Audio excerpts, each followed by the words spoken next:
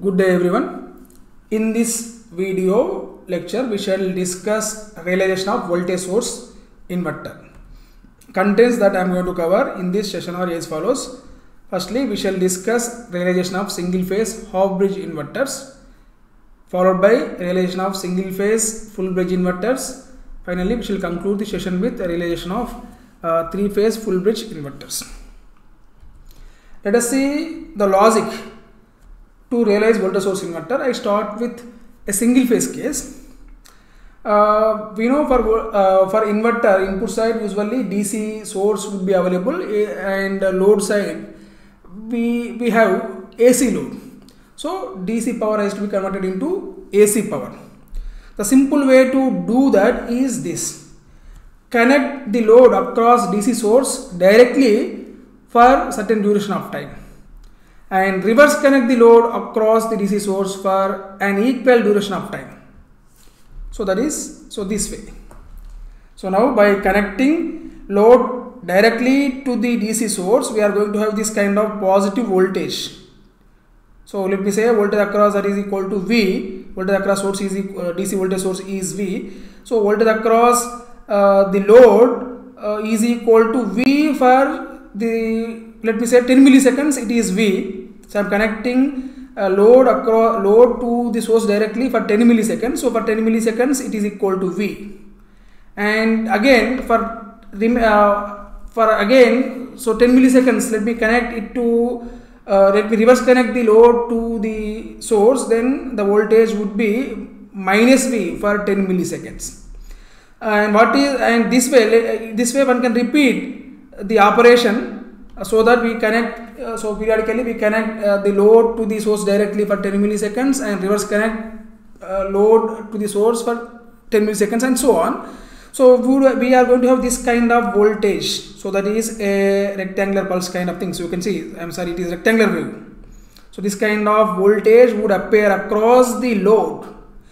Now if you see, the time period to complete one cycle of this kind of voltage waveform is 20 milliseconds, corresponding to fundamental frequency is equal to 50 Hz.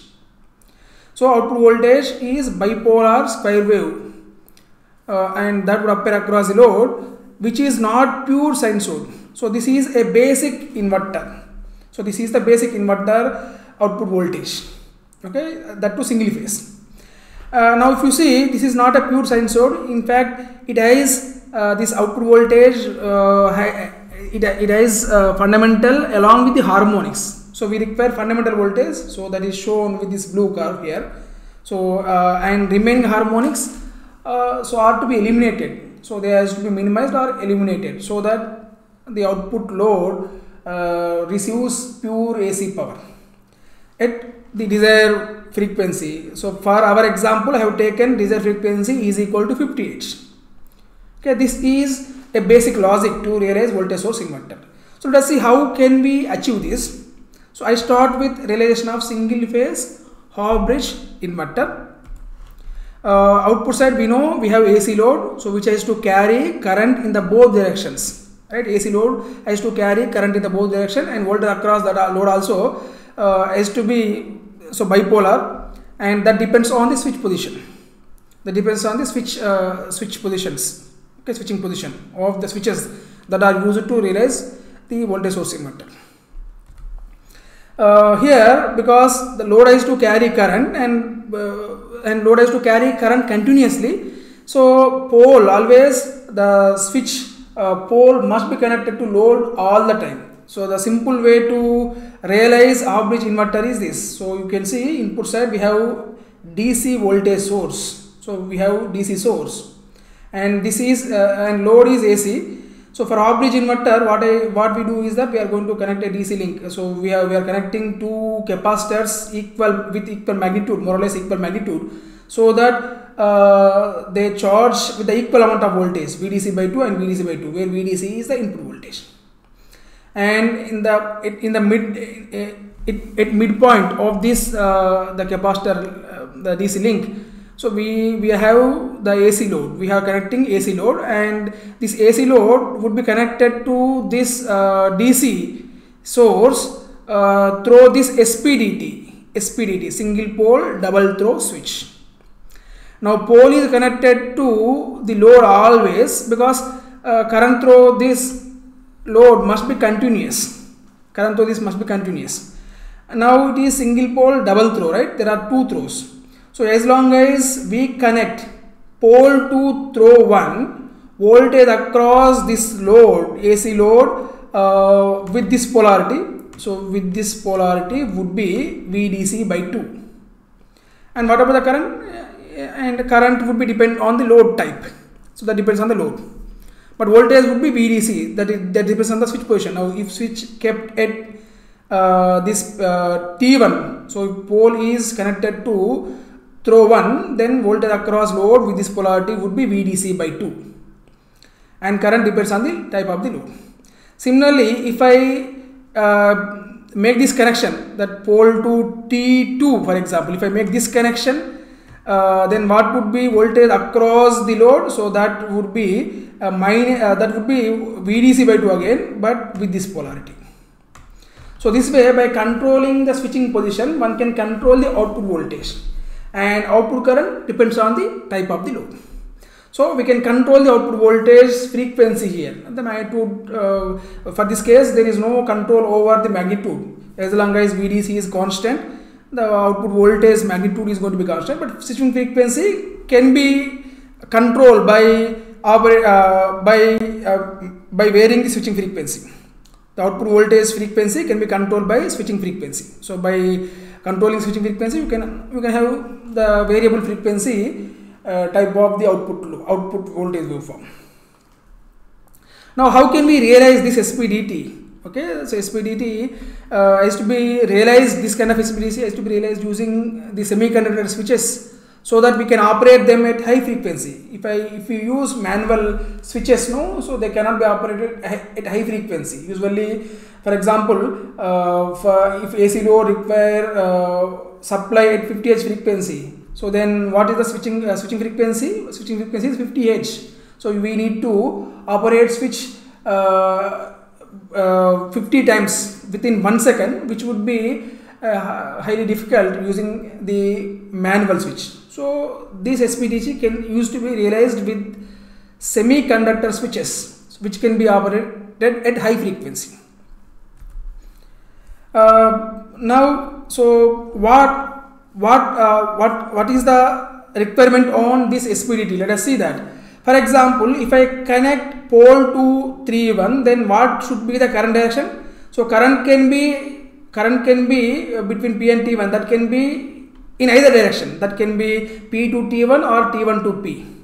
But what about the voltage? Voltage would be VDC by 2 only. So with this polarity. So V0 is equal to VDC by 2. So for this position. Okay. Similarly, if this pole is connected to T2, so then what should be the current between pole and T2? So that can be in either direction. But voltage across load, so would be minus VDC by 2 with given polarity. So with this polarity, it is equal to minus VDC by 2. So by controlling the switching position between T1 and T2, you can have VDC by 2 or minus VDC by 2 as voltage across the load. Okay. Now the between P and T1 and P and T2, so current direction can be in either direction. Current can be in either direction. But what about voltage? Voltage, we can see that between P and T2, voltage with this polarity, so must be plus VDC. It should block. So whenever P and T are connected, so for this switching position, between P and T2, the voltage you can apply KVL and you can see that is equal to VDC. It should block VDC. Similarly, for switching position 2, that is corresponding to figure B also, we can see that between pole and T1 again the voltage would be VDC. So it should block. So switch should be in such a way that between T1 and P the voltage should be VDC. So this is the requirement on switch. Okay. So we require a single pole double throw switch, only one single pole double throw switch, and switching action between P and T1 that should block full source voltage VDC with polarity as shown in figure B, and should carry current in either direction based on the load condition. Similarly, switching action between P and T2 also is going to have similar kind of the requirement. So it should block the voltage that is equal to VDC. So that is full voltage, that is DC voltage, should block and should carry current in either direction. So basically we require the bidirectional switches, unipolar and bidirectional switches. So unipolar bidirectional switches, so that they are this way. Now they can be realized this way. So now you can see this switch. So you can see a IGBT in anti-parallel with diode. So can be used to realize a switch between P and T1. Similarly, an identical IGBT in anti-parallel with identical diode. So again, so that can be used to realize a switch between P and T2. Now this is P, right?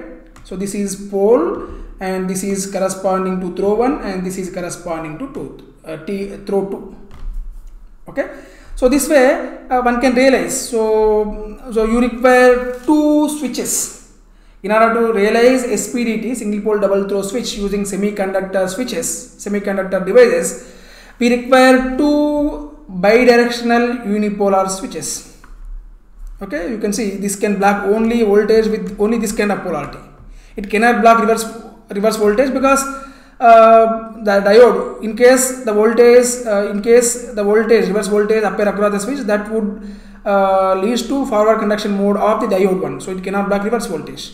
So it has unipolar blocking capability of voltage, and it can carry current in either direction. You can see current whenever current is to flow in this direction, current will flow through this IGBT, and whenever the current is required to flow in this direction, okay, that is from load to source, so diode would conduct.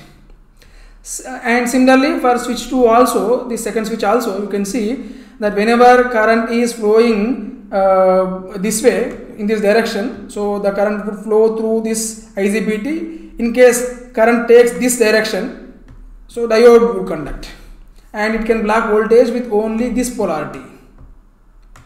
So this way, using 2 bidirectional and unipolar switches, so we can realize the SPDT that is required to realize the single phase half bridge inverter. Okay, so single phase half bridge inverter, input side we have DC and output side we have AC load, and these 2 capacitors, so they act as DC links. In fact, they provide a midpoint so that we can realize the half bridge inverter.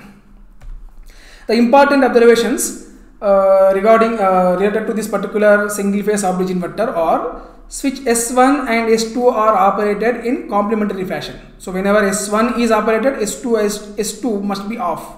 Whenever S1 is on, whenever the switch 1 is on, so whenever the switch 1 is on, so switch 2 must be off. So whenever switch 2 is on, so switch 1 must be off. Otherwise that leads to a shoot through. So we have discussed in previous class. So there is a problem called shoot through. So that takes place in voltage source inverters. So whenever both are on, if at all there is a condition that both are on, both are driven into on condition, then so this voltage source would be short circuited through these switches. So there is a formation of dead short circuit which leads to damage of the switches. Okay, so you should be very careful about this one. So switch S1 and S2 must be operated in complementary fashion. That is number 1. And number 2, we require one control signal, only one control signal, so D1. And what about D2? So D2 can be generated using NOT gate, because D1 and D2 are complementary. So once you generate this control signal, so using that control signal you can generate D2. So put a NOT gate, okay, put a NOT gate, so you can generate D2. So only one signal is sufficient to control 2 switches, because control signals are complementary to each other. So this is one of the advantage. And stress on each switch is equal to VDC. Now you can see that what is the voltage stress on this switch. For example, if this is conducting, so what is the amount of voltage it has to black? So that is same as voltage stress. That is referred to as a voltage stress. The amount of voltage that it should block is known as voltage stress. So what is the voltage stress? That is equal to VDC only. And whenever this S1 is conducting, in that case S2 should block VDC. So voltage stress is equal to full DC voltage. But what is the output voltage? Output voltage is VDC by 2 only. So you can see the output voltage during the positive half cycle and negative half cycle. We can see, if you draw, you can see that the value is equal to VDC by 2 only. Okay. So this is about the realization of single phase half bridge inverter. Okay. So now how can we, what are the other alternatives to realize these switches? So instead of this IGBT, we can replace it by MOSFET or thyristor. But if you use MOSFET, no, the switching frequency can be large, okay, relatively when compared to IGBT, but power rating is less. Similarly, if I use thyristor, the power rating would be more, it can handle more power, it can handle more voltage also, more voltage and more currents, but switching frequency is less. So IGBT is a modern device, okay, which combines the advantage of BJT and MOSFET. So nowadays IGBTs are more popular. So in olden days, especially in power system applications, so SCRs were more common to realize the voltage source inverters, but nowadays they are replaced with the IGBTs. Okay, so this is about realization of single phase half bridge inverter. Now let us see realization of single phase full bridge inverter. Now in case of full bridge inverter, so we are going to have similar kind of the components, input side and output side, but in single phase full bridge converter, so this is the switching these are the switching states. In first switching state, you can see that the load is connected directly across the source, and in second switching state, load is connected reversely across the source, so that output voltage during this particular condition, so the under this particular switching condition, switching state, voltage across load would be VDC, and for second switching state it is equal to minus VDC. So previously, in case of single phase half bridge inverter, so we have seen that voltage would be half of the DC input supply voltage. So VDC by 2, VDC by 2. Now in this case, it is VDC and VDC. Now, in order to realize this particular single phase full bridge inverter, you can see that we require two SPDCs. This is SPDC 1 and this is SPDT 2. Okay. Now, if you want to have VDC voltage across the load with this given polarity, so first SPDT pole should be connected to throw 1, and second SPDT pole is to connected to corresponding throw 2. So in this connection, you can see that voltage across load would be VDC. And what about the current direction? Current between P1 and T1, P1 dash and T1 dash, P2 dash and T2 dash, you can see that value is equal to the the direction can be any, that can be in any direction. So either direction current can flow. But what about the voltage blocking? So you can see between P1 dash and T1 dash and between P2 dash and T2 dash. Okay, voltage blocking, the value of voltage stress that appear is equal to VDC, same as the input voltage. Okay, so similarly for second switching state also, you can see that current between pole and throws, they can take either direction.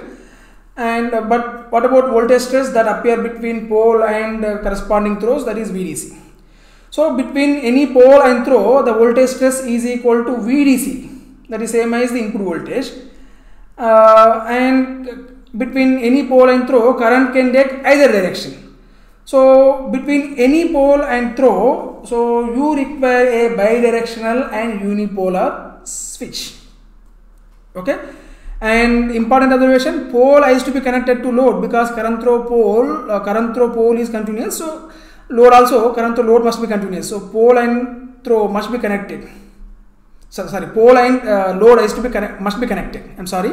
Let me repeat. Pole and load must be connected, because current through load must be continuous. So in this way, we require two single pole double throw switches to realize single phase full bridge inverters. Now, what is the requirement on this single pole double throw switches? So they should block the voltage that is equal to VDC with polarities as shown in the figures, and they should carry current in either direction. So you require bidirectional switches. So how do you realize them? So this is the way to realize. Okay, you can see this is a pole 1, for example. So this is corresponding throw 1, okay, and this is the second throw. So between pole and throw 1, you require a bidirectional and unipolar blocking capability switch. So that can be realized using a IGBT in anti-parallel with the diode. Similarly, for second SPDT also case would be same. So in order to realize single phase full bridge inverter, we require 4 such switches, 4 bidirectional current carrying and unidirectional voltage blocking capability switches, so which can be realized with an IGBT in anti-parallel with the diode. Of course, so these IGBTs can be replaced by MOSFETs or SCRs, but so IGBTs are more popular because of their advantages over SCRs and MOSFETs. Okay, so this way we require 4 switches. So now whenever this switch 1, so this is switch 1 and switch 2 are conducting, okay, when they are on, voltage across load would be VDC with this polarity. And whenever S3 and S4, switch 4 and switch 3 are conducting, okay, voltage across load would be minus VDC, and current can take either direction based on the load, type of the load. Okay, so here you require fast recovery diodes. So here these diodes, in order to operate switches at high frequency, we have limitation on diodes. So diode cannot, if you use fast recovery diodes, so they can help in improving operating switching frequency at high level, okay, in few kilohertz or megahertz, so that you can have smooth control over output voltages. So output voltage can be controlled by this switching action, switching position, and output current depends on the load. Okay, so the important observations regarding this particular single phase full bridge inverter are as follows. Each switch phase stress that equal to the VDC, so which is the voltage that can be delivered as output. Okay, so this is one of the advantage when compared to half bridge inverter. In case of half bridge inverter, each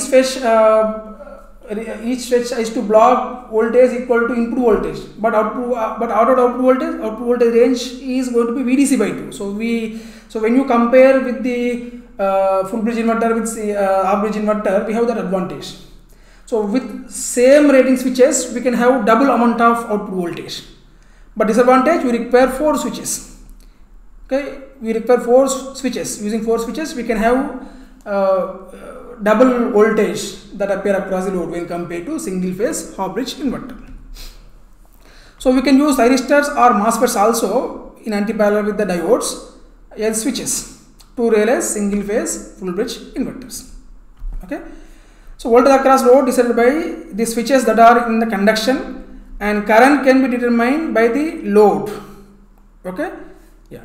So now next one, realization of 3-phase full bridge inverter. So from the previous experience from single phase full bridge and half bridge inverters, so I directly move on to the requirement on the switches. So now input side we have the voltage source, DC voltage source, along with the capacitors connected across this DC source.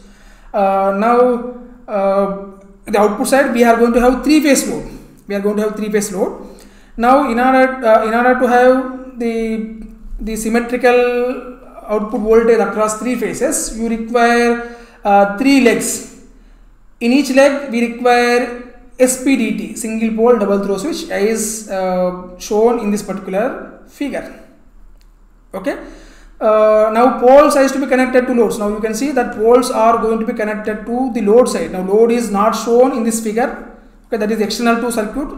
Okay, so three-phase load is not given, but so these poles must be connected to three-phase load. And what about throws? So throws are going to be connected to the DC bus. And based on which throw is connected to pole, the output three-phase voltages are going to be varied. So they are going to be varied, and by controlling the switching position, you can control the output voltage. So here switching action between each pole should block full voltage, full source voltage with polarity as shown in the figure. You can see here. So voltage blocking between any pole and throw, so that must be is equal to VDC, right? And at the same time, between any pole and throw, current can be bidirectional. So that should have bidirectional current carrying capacity. And how can we realize this SPDT? Using that can be realized using two bidirectional and unipolar switches. Okay, between pole and T1. So use a IGBT in anti-parallel with the diode. Between pole and throw 2, again use one more switch, that is IGBT in anti-parallel with the diode. So that way, how many switches we require? So to realize each SPDT, we require two bidirectional and unipolar switches. So that is shown in this particular slide. You can see so for R phase, so R phase is connected to pole 1, so that is pole 1, so that is pole of the first SPDT, and this SPDT can be realized using two switches. So you can see, so this is switch number 1, of course. So switch contain two semiconductor devices, so IGBT and diode. So this is one more switch. So this way, for each phase we should have three three such kind of SPDCs, so which can be realized using two bidirectional and unipolar switches. So total we require 6 bidirectional and unipolar switches. Okay. So now important observations: each switch phase stress that is equal to full source voltage. Okay. And thyristor or MOSFETs in anti-parallel diodes can also be used as switches, but IGBTs are more common due to their advantages over MOSFETs and thyristors. Voltage across load decided by the switching position. Okay, and current through load can be decided by that is determined by the load type of the load and load value. Okay, so but one of important thing that one must remember is that you must operate the switches in such a way that the output voltage across three phases are balanced. We know what is three-phase balance voltage, right? So they must have equal magnitude and they must be 120 degrees apart from each other. So in order to obtain that kind of output balanced three-phase voltage, we should operate the switches properly. Okay, you should control switch on and switch off times of these all switches in such a way that output voltages are balanced. They are balanced and they have equal magnitude. Okay, yeah. So let me summarize what we discussed so far. Single phase full bridge inverters. In order to realize single phase full bridge inverters, we require two SPDC switches with poles connected to load terminals, throws connected to DC bus. And in order to realize that, we require 4 unipolar and bidirectional switches. Right? So that is what we have seen regarding realization of single phase full bridge inverters. Coming to 3-phase full bridge inverters, we require 3 SPDC switches with poles connected to load terminals and throws connected to DC bus. So total we require 6 unipolar bidirectional switches to realize 3-phase full bridge inverters. Okay. MOSFETs, IGBT or the SCR with antiparallel diodes can be used to realize the switches. So I told you, like here we require 6 unipolar bidirectional switches. Those 6 unipolar bidirectional switches can be realized using a controlled switch in antiparallel with the diode. Okay, yeah. This is one homework problem. Yeah, so I request you to solve this by your own. Okay, this question is given in GATE 2013. Okay, so a voltage source inverter, the voltage source inverter shown in the figure below is switched to provide 50 Hz square wave AC output voltage across RL load, that is across this load. Reference polarity of V0 and reference direction of the output current I0 are indicated. You can see reference voltage polarity is this way and current direction is this way. Okay, it is given that R is equal to 3 ohms and L is equal to 9.55 milliamps in the interval when V0 is less than 0 and I0 is greater than 0. The pair of devices which conducts the load current is, okay, which are the devices. Now you can see Q1 D1, Q3 D3, Q4 D4 and Q2 D2, right? So for example, what happens if Q1 and Q2 are conducting? In case Q1 and Q2 are conducting, so this is the polarity, right? This is the direction of the current, right? And what is the voltage V0 with the given polarity? That is same as VDC, right? So similarly, in case Q3 and Q4 are conducting, so voltage would be reversed. Okay, so that way, so you have to realize. So now that way, so now for given condition, V0 must be less than 0 and I0 must be greater than 0. In case I0 is greater than 0, so I0 must flow in this direction. Okay, and what about V0 less than 0? V0 less than 0 means the voltage across the load must be less than 0 with this polarity. Okay, that means the voltage across the load with this polarity must be same as VDC. So for that particular condition, which of the switches are going to conduct? So here there are 4 options mentioned: Q1, Q2, Q3, Q4, D1, D2, D3, D4. So while Q1 and Q2 are conducting, you can see that V0 is greater than 0, and what about I0? I0 also going to be greater than 0. Similarly, Q3 and Q4 are conducting, so draw the current path and try to find out what is voltage and what is current. So verify. Similarly, D1, D2 are conducting and D3, D3 are conducting. For each case, so try to see what would be the voltage and what should be the current. And so for all these cases, at least for one case, you will have voltage with this polarity less than 0 and current with this given direction greater than 0. So what is that? So try to find out and let me know what is your answer. Okay, thank you. So in next class we shall discuss realization of current source inverter. Thank you.